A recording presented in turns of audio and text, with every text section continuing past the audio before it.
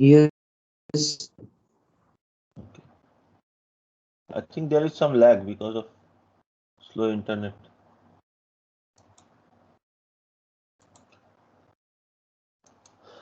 Okay, so good morning. So we will continue our discussion, and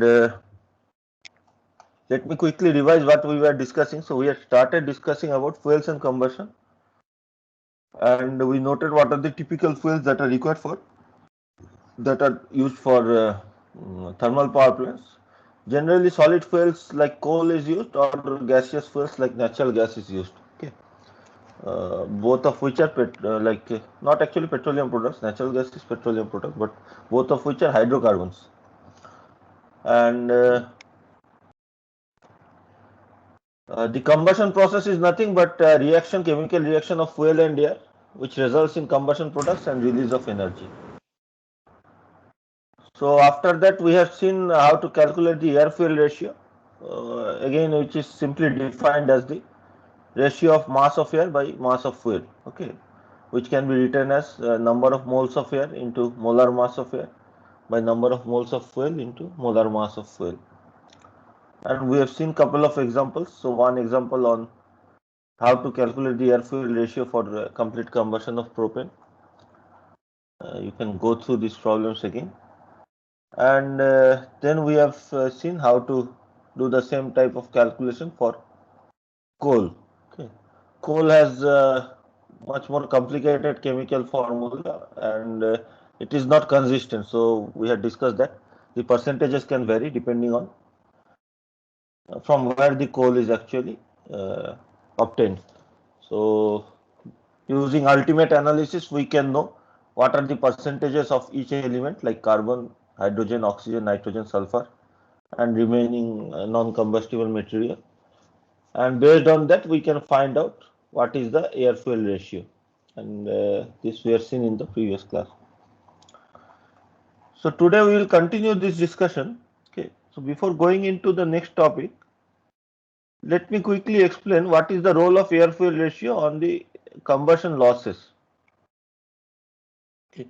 So when you have very less amount of air present, as you already know, as we have already discussed, when you have very less amount of air present, then the combustion is not complete. For example, say even if there is stoichiometric amount of air, the mixing of air and fuel is not uniform, right? So particularly if it is coal, powdered coal, so there will be localized pockets where the amount of coal is larger than the stoichiometric ratio, means the amount of air is less than the stoichiometric ratio. So in those cases, what happens? Some of the fuel remains in an unburned state, or even if it oxidizes to carbon monoxide, not carbon dioxide. Okay. So when the fuel oxidizes to carbon monoxide, less amount of energy is released. If it oxidizes to carbon dioxide, more energy is released. Okay. And if it is not burned at all, there is no energy released, obviously. So in that case, when the uh, amount of air is very less, the energy release is very less, and this uh, reduction in energy due to less amount of air present is known as incomplete combustion loss. Okay, this loss occurs due to incomplete combustion. So this is plotted here, as you can see. So we have on one axis we have the losses that occur in the boiler, and on another axis, so this is due to combustion only, and on another axis we have the air fuel ratio. So if we have very less amount of air fuel ratio is very low, we have a large incomplete combustion loss. Okay, so the incomplete combustion loss is the distance between these two lines. This line which is going from this part to this part, and this line which comes down from the top. Okay, so this dashed region is the incomplete combustion loss. So because of less combustion at low air fuel ratio, we have large incomplete combustion loss. At a certain air fuel ratio, means at a slightly excess amount of air, slightly larger air than stoichiometric ratio, there is not much incomplete combustion. Almost entire hydrocarbon or coal gets combusted. So the incomplete combustion loss goes to zero. Okay, theoretically it goes to 0. So at a certain point. Now there is another type of loss which is known as exhaust loss. This loss is due to the energy that is carried away by the exhaust gases or the flue gases. Okay. So what happens is that if you have less amount of air means less amount of combustion products, and typically less amount means we have seen in the previous problem that nitrogen has a very large percentage of the total products. Okay. Nitrogen constitutes a very large percentage of the total products. So very less amount of air means very less amount of nitrogen and other combustion products. So as a result, their enthalpy is also less, and so the heat carried away by these combustion products is less at lower air fuel ratio. Although there will be some heat that is carried away in the form of like thermal energy, sensible energy, but it is less. So if you keep on increasing the amount of air, the combustion products, the volume of or mass of combustion products increase. So in that case, what happens is that the energy of the combustion products also increase, means energy that is being carried away by the combustion products. The combustion products are going out at a certain temperature, right? It goes out at around say 100 degree or 150 degree centigrade. So if the mass flow rate of combustion products is higher, it is carrying away more energy outside to the atmosphere, which is getting lost to the atmosphere. So this loss is known as exhaust loss, and this keeps on increasing with increasing amount of air fuel ratio. So if you keep on increasing the amount of air, this exhaust loss will keep on increasing. Okay. So the total loss is a combination of these two losses, incomplete combustion loss and exhaust loss. If we add these two, we get the total loss, and it is given by this line, the top surface, which is shown here. So the total loss keeps on decreasing out up to a certain point because of decrease of the incomplete combustion losses. Then again it starts increasing. Okay. So this region where the total loss is attains a minimum value, this region is known as region of optimum excess air. So it is in the slightly leaner region, means slightly more excess air is required to attain this minimum losses. Okay. So this amount of air fuel ratio is optimum air fuel ratio, and the amount of air is known as optimum excess air, and we should operate in this region to have the least amount of total boiler losses. Okay, losses due to incomplete combustion plus losses due to exhaust gases carrying away the heat. Any questions?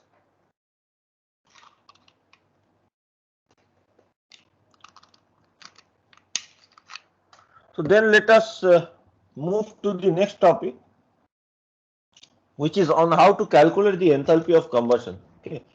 Till now we have just seen how to calculate the air fuel ratio and other small things like mass fraction, mole fraction, things like that.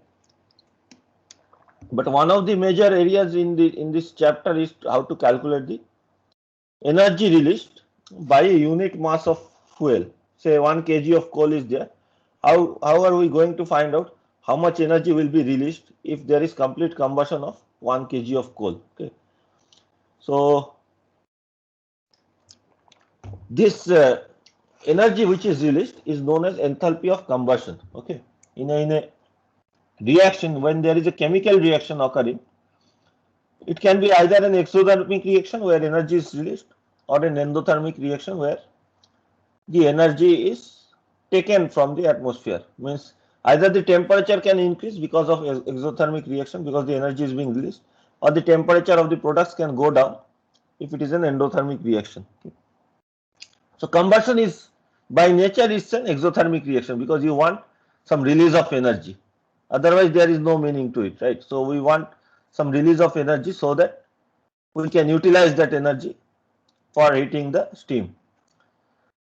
So for a general chemical reaction, the amount of change in energy is known as enthalpy of reaction. Okay, and it is denoted by this term HR. Okay, HR is the enthalpy of reaction. Okay, it is defined in this way. So enthalpy of reaction is equal to the enthalpy of the products minus the enthalpy of the reactants. Okay. So what is the total enthalpy of the products minus the total enthalpy of the reactants? Okay. So if the total enthalpy of the products is less than the total enthalpy of the reactants, we have negative enthalpy of reaction. Okay, negative amount of energy is required for the reaction, so some energy will be released in that case. Okay, so I will come to some examples, but let me first explain these terms. Okay, this is also equal to the amount of heat which is released by the reaction, which is Q. Okay, so for a combustion process, we can write HR also as HC, which is the enthalpy of combustion. Okay.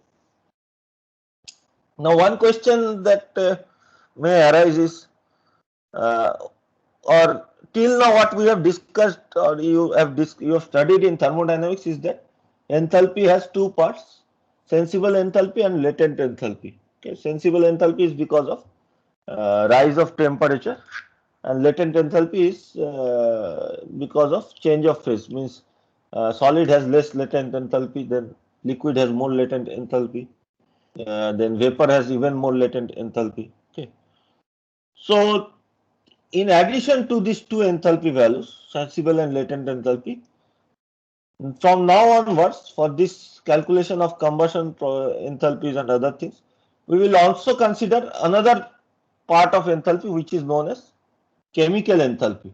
Okay, which is the enthalpy of the I will come to this enthalpy of the, say, any of the compounds or elements at the reference state of say at some reference state. So at some reference state, say this sensible energy is 0 and latent energy also is 0. Okay, still it has a certain amount of enthalpy associated with it, because while forming it requires certain amount of energy or it releases certain amount of energy. This chemical compound, while it is being formed from the base elements, it takes up certain amount of energy or it releases certain amount of energy depending on the compound. Okay, so as a result, its enthalpy, it has a certain enthalpy associated with it. Okay, so it will be more clear with an example instead of just talking through in vaguely in terms of like general terms. Let us see an example. So for example, if we consider the carbon dioxide gas, okay, which is one of our combustion products. So carbon dioxide is composed of carbon and oxygen. Okay, so for this reaction, the HC, enthalpy of combustion, if we have this reaction HC, the enthalpy of combustion is minus 393,520 kilojoule per kilomole. It means that if you combust carbon with oxygen, okay, the energy which is present in carbon dioxide, the chemical energy which is present in carbon dioxide, even at the same state, even at the same temperature and same phase. So all of them are say in gaseous phase. I'm just saying all of them are say in gaseous phase. Even at the same phase and same temperature, still the carbon dioxide will have much less enthalpy as compared to carbon and oxygen. Okay, so generally these stable elements are considered to have zero enthalpy of formation. Okay, we will come to that. But carbon dioxide has enthalpy of combustion which is negative, means minus 393,520 kilojoule per kilomole. It means that when we have this type of combustion, some energy will be actually released, because carbon dioxide has less energy. So the excess energy that was present in carbon and oxygen would get released to the atmosphere or during the combustion process. Okay, so we will have an exothermic reaction in that case. This can be calculated by using this relation H products minus H reactants. What is HC? So H products have less energy, H reactants, in this case it will be 0, as I will show you later on. So minus 39520 minus 0. So ultimately you have the enthalpy of combustion which is equal to minus 39520 kilojoule per kilomole of the products in this case. Okay, so energy is released for this process. We will see a table also to try to understand what are these values. Feel free to ask some questions here, because otherwise this may not become very clear to all of you. So this leads us to the term enthalpy of formation. So enthalpy of formation, which is denoted like this, HF, okay. H denotes enthalpy, F denotes formation. So enthalpy of formation.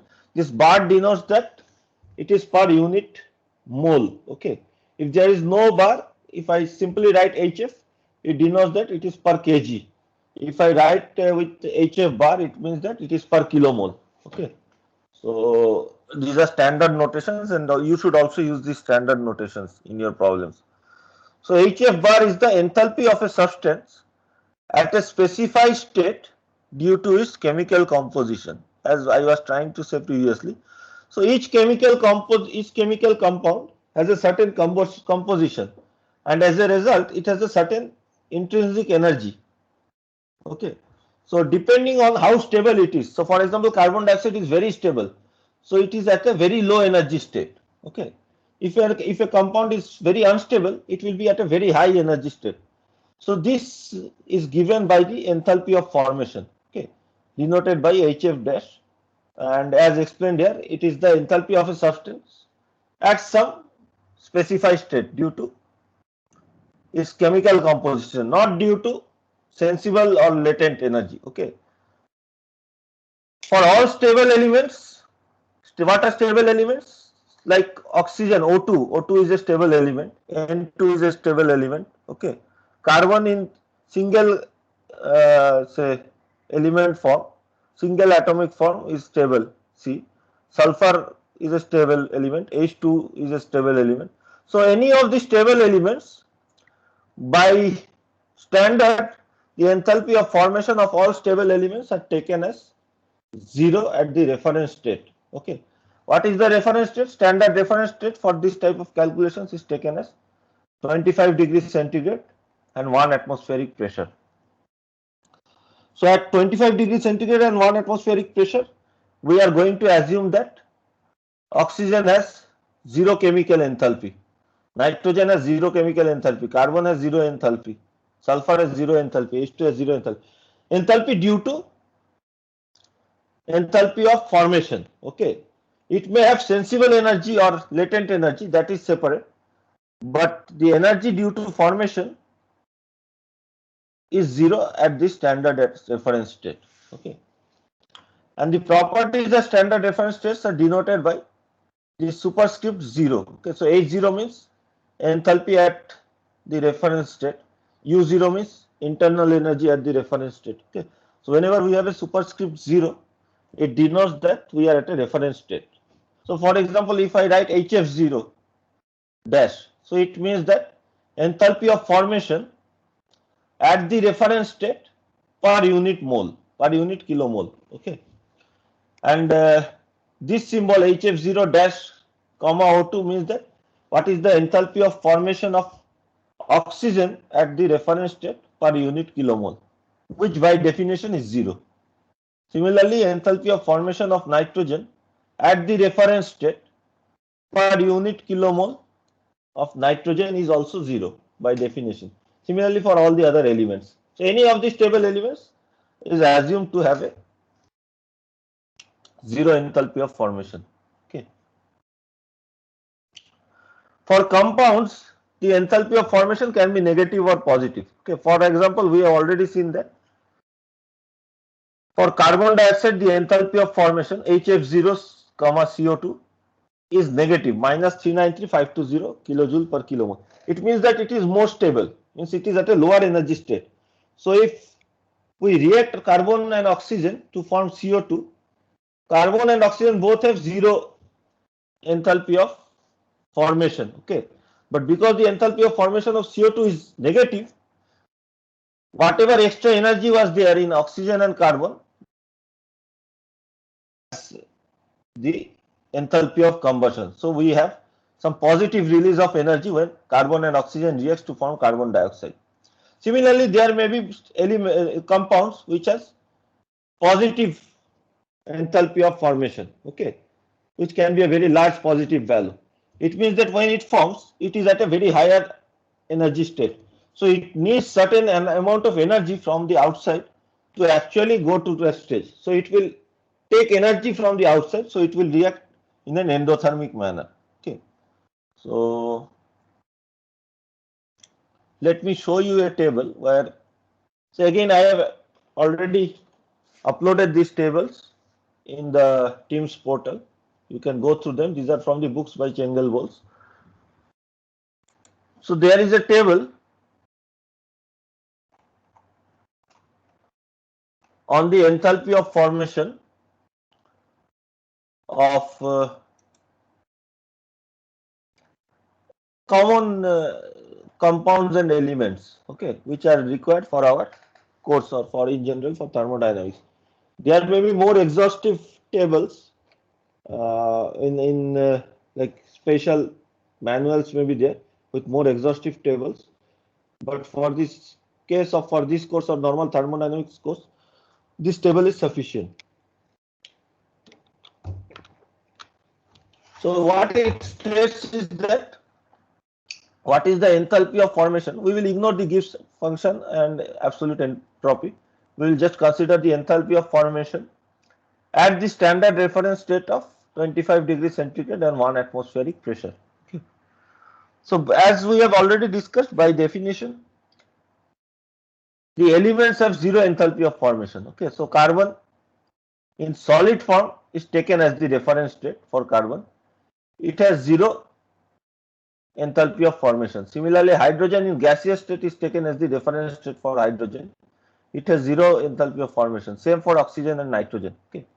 Then you can see carbon monoxide as minus 110,530 kilojoule per kilomole of enthalpy of formation. It means that if I react oxygen and carbon to form carbon monoxide, it will release some amount of energy because carbon monoxide is more stable as compared to carbon and oxygen. Similarly, carbon dioxide has higher, means in the negative direction, it has a larger absolute value of enthalpy of formation. So it will release more energy if we can form carbon dioxide. Okay. So these are all very stable compounds. Water vapor in gaseous state has minus 241820 kilojoule per kilomole. In liquid state, it has minus 285830. Why this difference in gaseous and liquid state? Because liquid state has lower energy. Okay, and this difference is nothing but the difference HFG. You remember what is HFG? It is the latent change in latent energy between the liquid and gaseous state. So the change in latent energy of water between the liquid and gaseous state at the reference temperature of 25 degrees centigrade can be easily looked up from the table. Okay, you can easily find out from the table. So if you add that to this value of 241820, you will get, or if you add that to minus 285830, you will get minus 241820. Only thing you have to be careful about is that this unit is kilomole per kilomole and the enthalpy tables are kilojoule per kg. Okay, so you have to convert to per kilomole basis for doing the calculation. Am I clear about this point or is it confusing? What is the difference between enthalpy of formation of liquid water and water vapor? Because this is needed in our calculations. That is why I am saying. Okay. Because water vapor is one of our combustion products. So if we have liquid water in our combustion, we will be releasing more energy. If we have vapor water in our combustion, after the combustion, we will be releasing less energy. Liquid water, if we have liquid water, we will release more energy because while the vapor gets converted to liquid, that latent energy is also released. Okay. So basically, the difference between this liquid enthalpy of formation and vapor enthalpy of formation is the latent energy. It can be easily calculated. You can verify that. Okay. Similarly, all the other important compounds that we encounter in our normal calculations also have the values listed. For example, acetylene, you can see, has a positive enthalpy of reaction. So if carbon and hydrogen reacts to form acetylene, it will need some extra energy to form acetylene. Okay. So you will need to supply some energy to form acetylene. So it is like an endothermic reaction will occur in that case. If acetylene breaks down into carbon and hydrogen, it will release energy. Okay. If carbon dioxide breaks down into carbon and oxygen, then it will require some energy to break it down to carbon and oxygen. That's why carbon dioxide is stable. All these are stable, but they have different enthalpy of formation. So you can see all for all the other cases also. So for example, for typical fuels like octane is like petrol, okay, gasoline.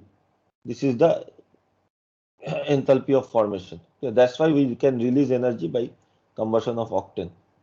So propane also, which is used very much in many combustion product, like for as fuel in many cases, as a negative enthalpy of formation. Otherwise, we will not be able to use it as a fuel. Okay. You can then see that, for example, oxygen in a monoatomic state, okay, like O instead of O2, has a very high enthalpy of formation because it is very difficult to form. So you need to supply a lot of energy to break down O2 into two oxygen atoms. Okay, so that's why it has a very large positive value. Okay. Similarly for hydrogen and nitrogen, which all have very large positive values because you need lot of energy to actually break them down from the diatomic state to the monoatomic state.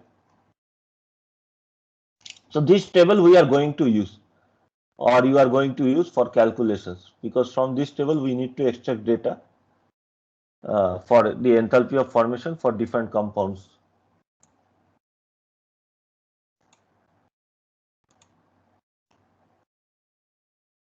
So just to summarize again this part, so HF bar is the enthalpy of substance at a specified state due to its chemical composition, and for stable elements this is taken to be 0 at the reference state, and reference state values we write by putting the superscript 0 on the top or O on the top. So for example, HFO comma O2 equal to 0, HFO comma N2 is equal to 0. Okay, HFO comma CO2 is minus 393,520. So for a combustion process, so this is an important equation that we need to remember, or we don't need to memorize this. We should be able to intuitively say that this is the case. Okay, for a combustion process, the energy of that is released during the combustion process. Okay, not the energy which is released, the enthalpy of combustion. Actually, this is going to be a negative quantity. The energy released is the absolute value of Hc. So Hc is the change in energy during the combustion process. Okay, is equal to the enthalpy of the products minus enthalpy of the reactants. So the change in energy that occurs during the combustion process is equal to the enthalpy, overall enthalpy of the products minus overall enthalpy of the reactants. This is equal to, if you write in terms of individual components, summation of Np, where Np is the number of moles of any product, multiplied by HF0P. HF0P is the enthalpy of formation of that product. Okay, so number of moles of the product into enthalpy of formation of this product. So if I sum over all the products, okay, if sum over P, it gives us the total enthalpy of formation of all the products minus summation of over all the reactants. Okay, NR is the number of mole of the reactants and HF0R is the enthalpy of formation of the reactants of that reactant. So summation over all the reactants of number of moles into enthalpy of formation. So this gives us the total enthalpy of formation of all the reactants. So total enthalpy of formation of all the products minus total enthalpy of formation of all the reactants gives us the change in energy that occurs during a combustion process. Okay. This is stated here also. So N is the number of moles, HF0 is the enthalpy of formation, and subscript P and R denotes the products and reactants. Okay, so by using this we can find out what is the change in energy that is occurring during a reaction. You will see that for stable combustion processes, like when we combust carbon and oxygen to form carbon dioxide, the enthalpy of the products is less than the enthalpy of reactants. Okay, the reactants have more enthalpy, the products have less enthalpy. So as a result, the change in enthalpy that occurs is actually negative. We have a negative change in enthalpy. So HC is negative in case of normal combustion processes. Okay. So whenever we have negative change in energy during the process, it means that some energy is released because the reactants had more energy, now the products have less energy.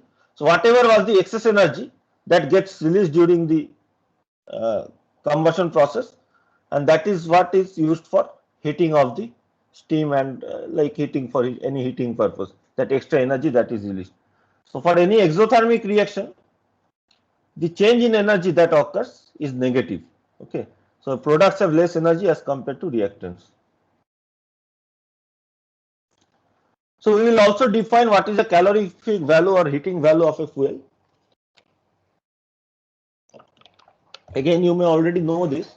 So this is the amount of heat that is released for complete combustion of fuel in a steady flow process. Okay, steadily some amount of fluid fuel is coming, and we are and it is undergoing combustion, complete combustion. Okay, so the amount of energy that will be released by this fuel is known as its calorific value per unit mass. If we write it, it is known as the calorific value of the fuel or the heating value of the fuel. Okay, and the heating value of the fuel depends on the phase of water which is present in the combustion products. In the combustion products, the water can be in liquid form if the temperature of the combustion products is less. If the water is in liquid form, it means that more energy is released because liquid water has a lower energy. So more energy can be released during the combustion process. So the energy that is released if water is in liquid form is known as higher heating value. Okay, it is a higher value. If the water is in vapor form, H2 is in vapor form, then less energy is released. Okay, because the vapor form itself has certain amount of latent energy. So less energy is released, and this energy is known as lower heating value. Okay. So what will be the difference between higher heating value and lower heating value? Can anyone say?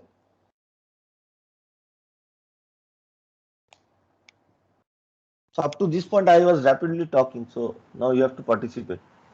So the latent energy of H2O. Yes, the latent energy of H2O per unit mass of fuel. Okay, so if I have 1 kg of fuel, we can calculate what will be the amount of H2O which is generated, and then we know what is the latent enthalpy of H2O.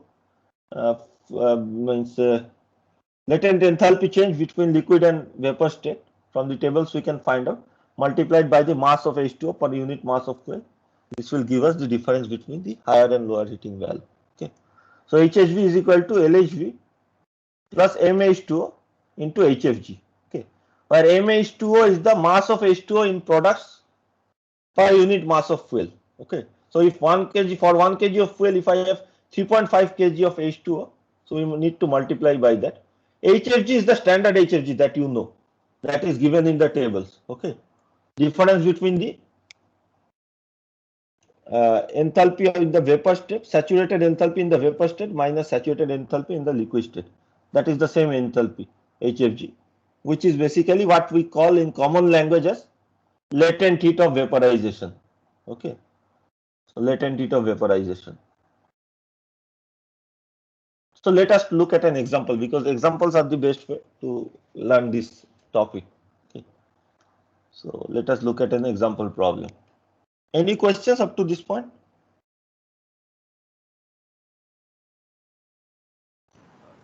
So is the heating value calculated at any particular temperature pressure condition, or like? It's a good question. So typically when we call it as a heating value, it is calculated as standard reference state like 25 degrees centigrade and 1 atmospheric pressure. But if you calculate the change in like the heating value, or actually heating value is defined like that only, that it is at the standard reference pressure. But if you calculate the change in energy which occurs in the combustion products, in the combustion process at a different temperature, not at the standard temperature, say at 1000 degrees centigrade if a combustion is occurring, okay, then the energy that will be released will be different, okay. The energy that will be released by the fuel will be different because of the because the products and the reactants will have different energy because of sensible heating of the products and reactants, okay. So in that case the energy release will be different, but by definition the calorific value of the fuel is taken at the standard temperature and pressure, which is 1 atmospheric pressure and 25 degrees centigrade, okay. So if somebody says that the calorific value of coal is given as 45 megajoule per kg, it is at the standard atmospheric conditions. Any other questions? But we will have defined energies if the defined amount of heat released if the state is different, okay. If say I want to calculate what is the energy released at 100 degrees centigrade, the values will be different and it can be calculated from the table, okay.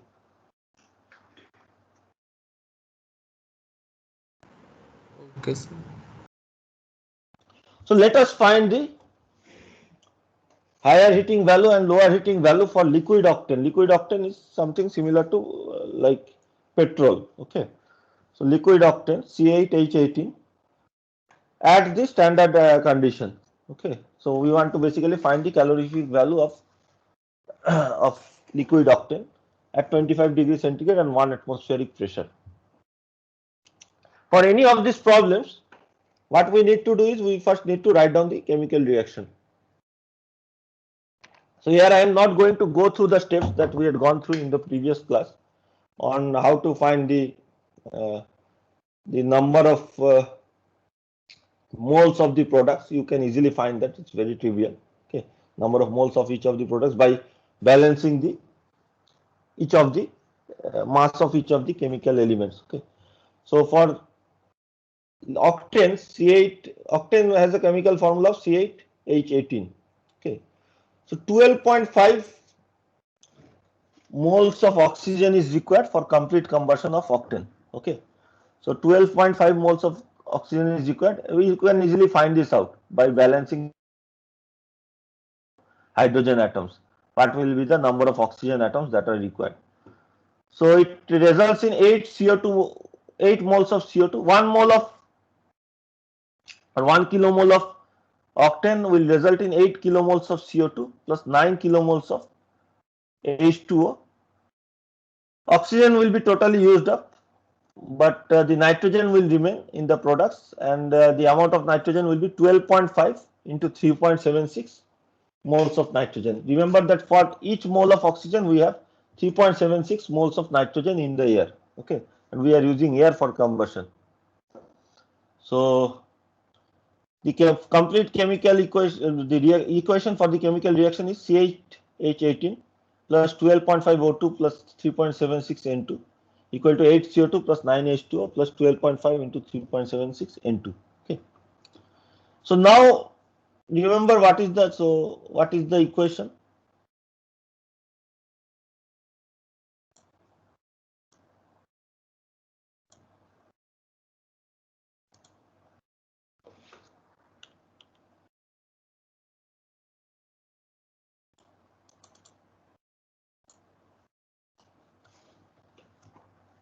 I will open this.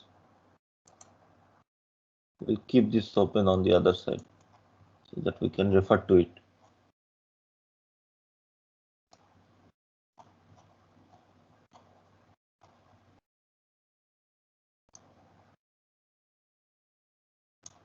Okay. HC is equal to H products minus H reactants. So H products was the summation for all the products. So whatever are the products, for all the products, the number of moles of the products into the heat of formation of that product, okay. Similarly, the total enthalpy of reactants is summation over all the reactants of number of moles of a particular reactant into enthalpy of formation of that reactant, okay. So this we have to calculate to find HC, okay. So in this case What are the products? Products are CO2, H2O and N2. And what are the reactants? Reactants are octane, oxygen and nitrogen. Okay, these are the reactants and these are the products. So HC is equal to H product minus H reactant, which is equal to summation NP HF0P minus summation inner HF0R. Same thing, what I have written here is the same thing. Okay. Then number of moles of, so let us go through the products. Number of moles of carbon dioxide into enthalpy of formation of carbon dioxide, NCO2 into HF0 CO2. The number of moles of water vapor into enthalpy of formation of water vapor, okay, NH2O into HF0 H2O, plus number of moles of nitrogen into enthalpy of formation of nitrogen. What is the enthalpy of formation of nitrogen? Because nitrogen is a stable element, by definition we have taken it to be 0. Enthalpy of formation is taken as 0. Okay. So number of moles of nitrogen into enthalpy of formation, so number of moles into 0. Okay. So this is 0. Minus the total enthalpy of the reactants. Okay. So first reactant is what is this? Octane. So number of moles of octane into enthalpy of formation of octane plus number of moles of oxygen into enthalpy of formation of oxygen. Again, enthalpy of formation of oxygen is taken as 0 by definition. So that's why we have written directly, I have written 0 here. Plus number of moles of nitrogen into enthalpy of formation of nitrogen, which is also 0. So again, that is why we have taken directly 0 here. Okay. So this gives us Hc is equal to NCO2 HF0 CO2 plus NH2O HF0 H2O minus NC8H18 HF0 CH18. Okay.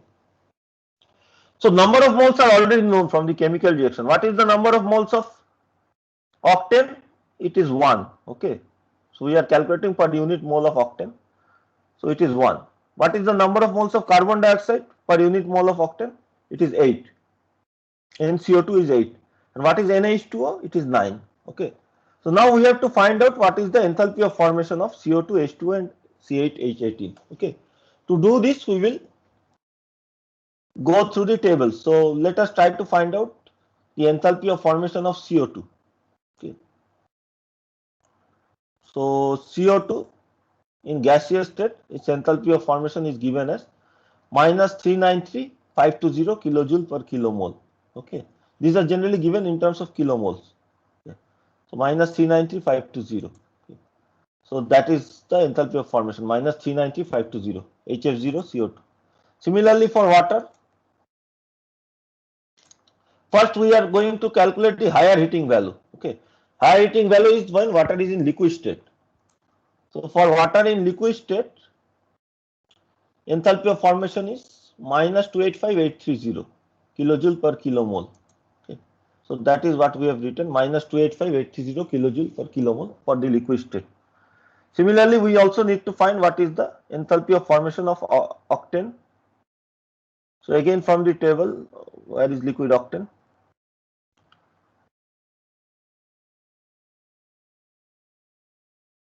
This is the liquid octane. Okay, this is the gaseous state. Liquid octane, I think it was given as liquid octane in the problem. Yes, liquid octane. Minus 249,950. Okay. So minus 249,950.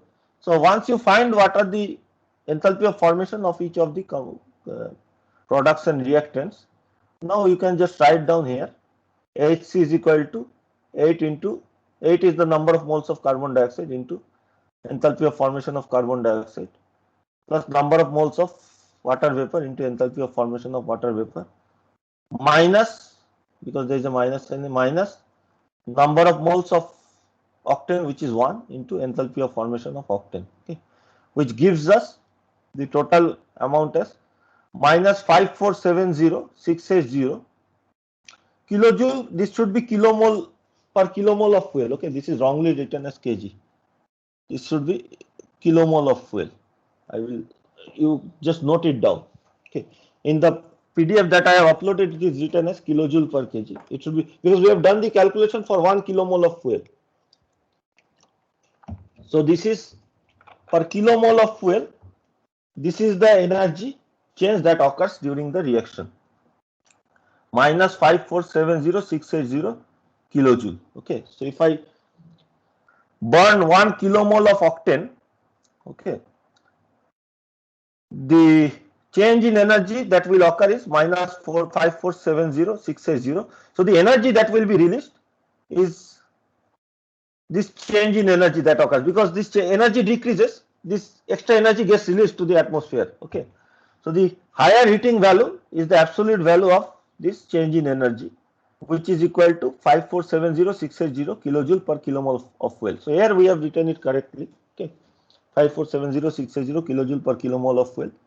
So generally higher and lower heating values are given in terms of per unit mass, kg. Okay, so for this case it is 5470680 by molar mass of octane will give us kilojoule, the heating value in terms of kilojoule per kg of fuel. Okay, molar mass is defined in terms of kilomole per kg per kilomole.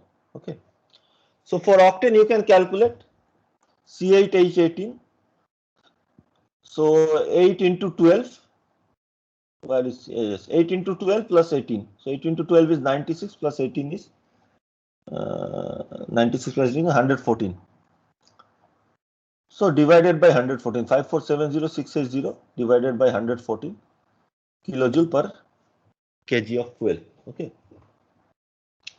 this is the higher heating value of the fuel, 47988 kilojoule per kg of fuel. Typically you will see that the value lies somewhere around here, around 40 to 50 megajoule per kg. Okay, for different types of fuel, coals also it will be around 40 megajoule per kg, so around 40,000 or 50,000 kilojoule per kg. Okay, somewhere around there the values are. So this is the higher heating value. For finding the lower heating value, what we can do, we can calculate the lower heating value as I have written here. We have written here. So lower heating value is equal to higher heating value minus MH2O into HFG. Okay,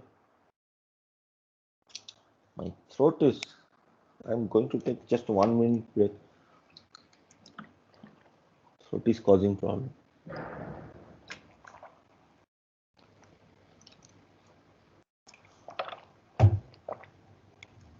Okay. So the lower heating value is HHV, means higher heating value minus mass of H2O per unit mass of fuel into HFG for H2O at 25 degrees centigrade. Okay, so mass of H2O per unit mass of fuel we can calculate based on this equation. So for 1 mole of fuel we have 9 moles of water vapor. Okay, so 1 mole of fuel has 114 kg per kilomole. Okay, 1 kilomole of fuel is 114 kg, and for water vapor, or for water, we have 9 moles of fuel. Each mole is 18 kg per kilomole. Okay, so 9 into 18 by 114, so it gives us 1.4211 kg of H2O is released if we burn 1 kg of fuel. Okay, for burning 1 kg of fuel, 1.4211 kg of H2O is released. So MH2O is 1.4211, and HFG at 25 degrees centigrade you can find out from the tables. There may be slight variation based on the tables. So if I go to the steam tables which is given in the book, okay, I go to the steam table which is given in the book, you will see that in the book also there are steam tables. Okay, I have to increase the size from. How do I remove this?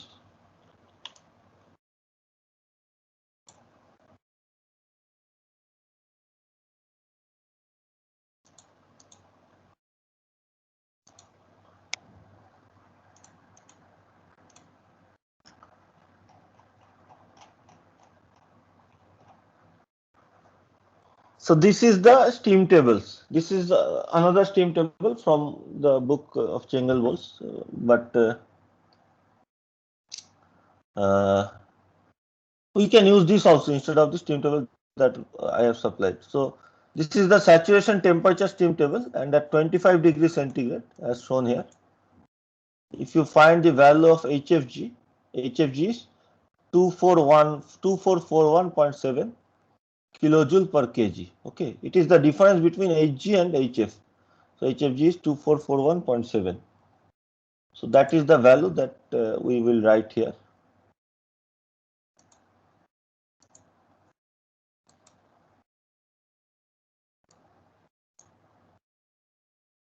(2441.7). Okay, so this gives us 44,518.2 kilojoule per kg of fuel. This is the lower heating value. Okay, so this decrease of energy release is occurred because now the water is in vapor state. Okay, so you can see the difference around 3,000 kilojoule per kg of fuel. Okay, you can also use other steam tables. The values will differ slightly. Okay, if you use the steam table that I had supplied, you have to go to 25 degrees centigrade. There is no 25 degrees centigrade. You have 24 and 26. Okay, because it is at intervals of 2 degrees centigrade. The other steam table was at intervals of 5 degrees centigrade. So in this case, the value is slightly different. So HFG is 2440.48 at 26 degrees centigrade and 2445.21 at 24 degrees centigrade. So you have to interpolate and you will find a value of something like 2.2442 point something. Okay, or around 2443, 2442 point some value. So slightly different value as compared to the value that we have obtained. We have obtained 2441.7. So the other table is giving 2442 point something. It won't change the results much. It is the way because different tables are calculated in different ways. So there are always slight discrepancy. So now with lower heating value can also be directly calculated by using the enthalpy of formation of water directly in the vapor state. Previously what we had taken enthalpy of formation of water in the liquid state. So instead of that, if we take enthalpy of formation of water in the vapor state, we can directly calculate the lower heating value. So what is the enthalpy of formation of water in the vapor state? We can see from this table that enthalpy of formation of water in the vapor state is minus 241,820. Previously it was minus 285,830. Now we will take minus 241,820. Okay. So LHV can also be directly calculated by using HF for vapor state. So from the table, HF0 for H2 is minus 241,820. Okay, this is for the vapor state. So again, if you do the same calculation, I will keep the calculation open here. HC is equal to H products minus H reactants, which is equal to NCO2 into HF0 CO2 plus NH2 into HF0 H2 minus NC8H18 into HF0 C8H18. Okay. So now you replace these values what we have obtained from the table. So for carbon dioxide again the same value minus 393,520. So 8 into minus 393,520. For water now instead of minus 285,820 we will use minus 241,820. So 9 into minus 241,820. And for octane again the value is same minus 249950. Okay, so this gives us a value of minus 5074,590. It is lower obviously as compared to the previous value, minus 5074,590 kilojoule per kilomole of fuel. Okay, now you have to divide by the molar mass of the fuel, which is 114. So this gives us a value of 44,514 kilojoule per kg of fuel. Okay, there is slight discrepancy between these two values because we have calculated in two different ways, and because the tables have slight discrepancies, but you can see that they are very near to each other. Okay, so in this case, in one case we have calculated it and it has come out as 44,518. If we directly calculate, it is 44,514 kilojoule per kg of fuel. Any questions on the problem? So like this we can find out for any fuel what is the calorific value of the fuel, what is the energy released in the reaction, and what is the calorific value of the fuel. These symbols or the notations that I have used are standard notations, so you should also use the standard notation. Don't use arbitrary notations, okay, like A, B, C, D. These are standard notations, and automatically this means enthalpy of formation as standard reference state. So that we do not have to specify what does this notation mean.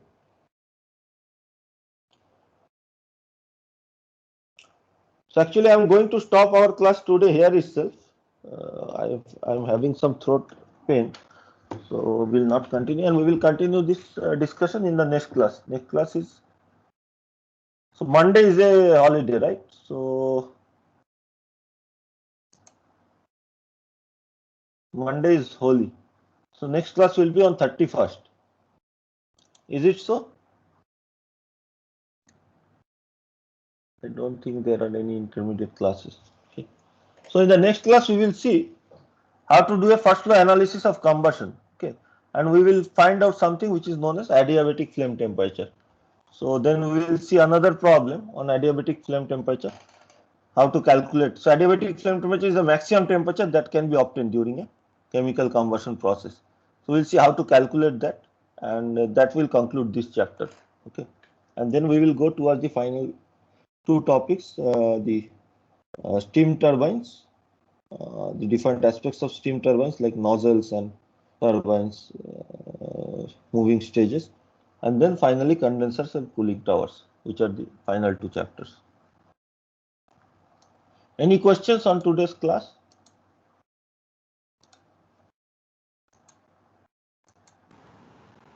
No, sir. Don't leave yet. I will take the attendance.